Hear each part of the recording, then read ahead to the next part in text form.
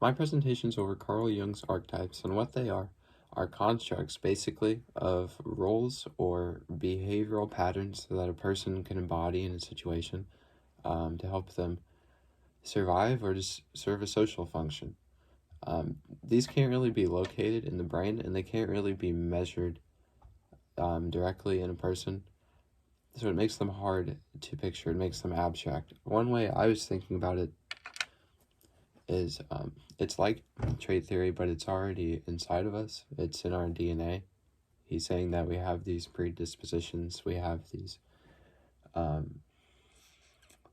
we have this guide to all the different people that we might run into in life when as soon as we're born. It's already in there. Another way to picture this is it's kind of like a child learning to model their parents or their siblings. The degree to which you model them could be put on a continuum. And similarly, you could have a continuum for popular archetypes like the Gray Mother or the Wise Old Man or the Hero or the Trickster.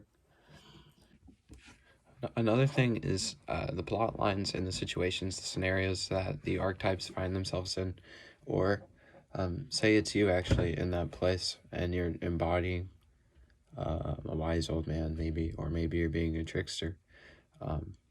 The situation that you find yourself in also becomes a type.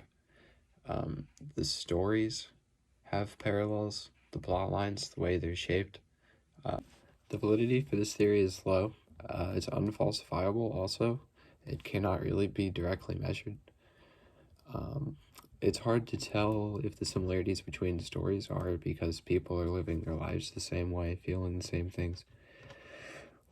Or, if there is like the sort of web of images and ideas and some collective unconscious, back here.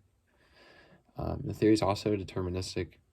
It implies that we all have these to some extent. It doesn't mean that it's who you are or that you couldn't learn to model them a bit differently. I think you could still do that, but he doesn't speak to how much wiggle room is in the theory.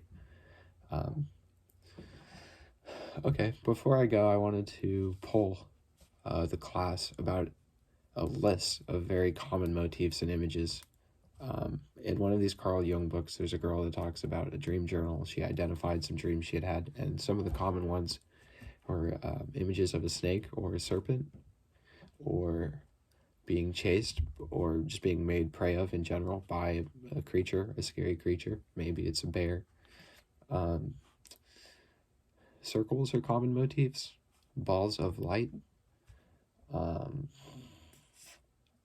Another common one, this is more of a storyline. It takes a story to develop, but it says that there's an archetype of like a fainting woman or a fainting person who like falls into the water and wakes up rejuvenated, like they've cleared their head.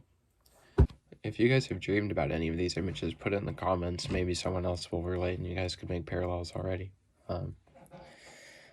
I hope that these archetypes have helped you to identify the roles that you're playing, the behavioral patterns that you're embracing.